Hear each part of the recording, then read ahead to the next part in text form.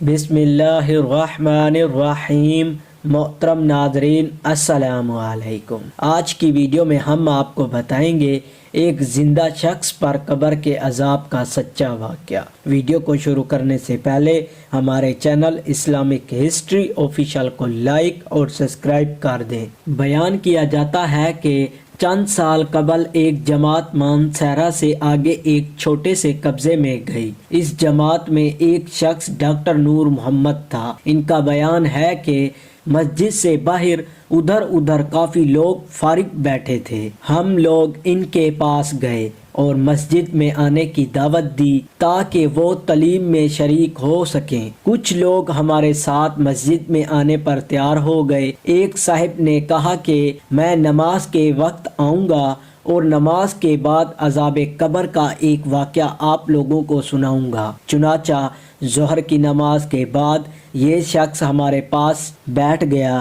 اپنا تعارف کروایا کہ وہ لٹائر فوجی نوجوان تھا۔ اس فوجی کا بیان ہے کہ 1965 کی جنگ میں ایک قبر میں اسلحے کا ایک عارضی ذخیرہ یعنی ایک کیمپ لگایا گیا تھا اور کچھ نوجوانوں کے ساتھ اس فوجی کی ڈیوٹی تھی۔ دن کا وقت تھا اور کوئی خاص کام نہیں تھا، چنانچہ اس نے قبرستان میں گھومنا شروع کر دیا۔ اس کا گزر ایک پرانی قبر کے پاس ہوا تو یوں محسوس ہوا جیسے قبر کے اندر سے ہڈیاں ٹوٹنے کی آواز آ رہی ہیں۔ اس فوجی جوان نے بتایا کہ میں نے بندوق کے بٹ کے ساتھ قبر کی اینٹیں ہٹائیں تاکہ دیکھیں کہ یہ آواز کیسی ہے۔ جیسے جیسے میں ہٹی ہٹاتا گیا آواز اور تیز ہوتی گئی اور میری دلچسپی اور خوف بھی بہت بڑھتا گیا۔ دن کا وقت تھا، روشنی خوب پھیلی ہوئی تھی۔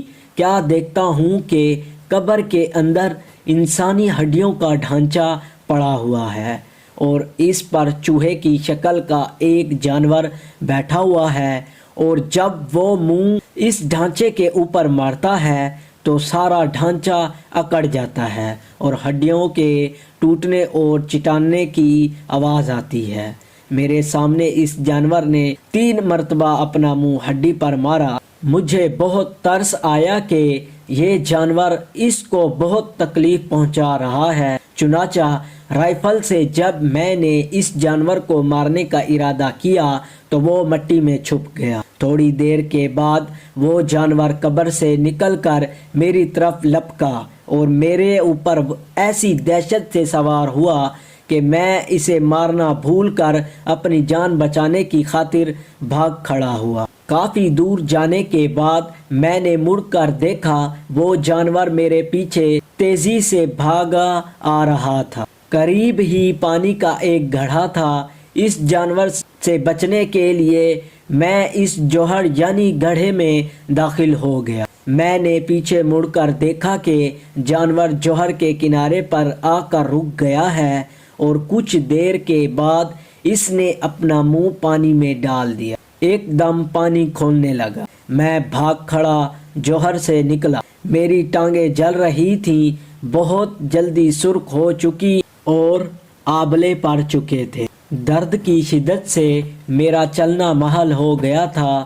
میں نے اپنے ساتھی کو آواز دی تو جب میں نے پیچھے مڑ کر دیکھا تو کچھ نہ تھا بلکہ وہ جانور غائب ہو چکا تھا۔ چنانچہ مجھے ایبٹ آباد کے ہسپتال میں داخل کروا دیا گیا اور پھر وہاں سے راولپنڈی کے بڑے فوجی ہسپتال میں منتقل کر دیا گیا۔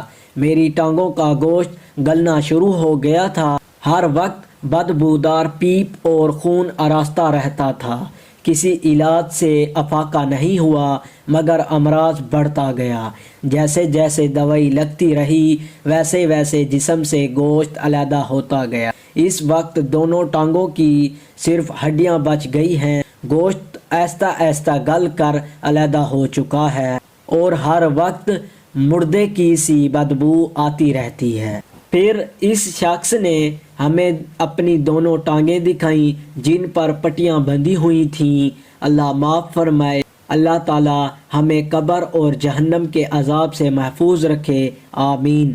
اس ویڈیو سے ہمیں یہ سبق ملتا ہے کہ بے شک बगास दफ़ा अल्लाह ताला लोगों को इबरत के लिए दुनिया में ही अपने अजाब का मुशाहिदा कर देता है, जैसा कि इसी वाक़े में भी आपने मुलाहाज़ा फरमाया। अल्लाह ताला हमें अमल सिलहा करने की तौफीक अता फरमाए, आमीन। ये है आज की हमारी वीडियो। हमारा चैनल इस्लामिक हिस्ट्री ऑफिशियल को लाइक और सब्सक्राइब कर दें।